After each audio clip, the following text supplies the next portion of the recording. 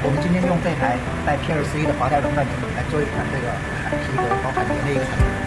我们先看一下界面，我们先功能选择，高周波打开，好，自动模式。现在来放材料，这里上面有一个材料的定位孔，我们先把材料套在这个孔上面，然后海绵上也有孔，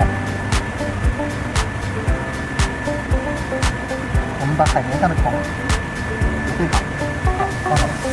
这个面料，这是一个皮革 PU 革的面料，我们把它放好。好，我们再按开始。把这里去滑台自动下压，压好以后，滑台自动退出。好，我们看一下这个产品，漂不漂亮？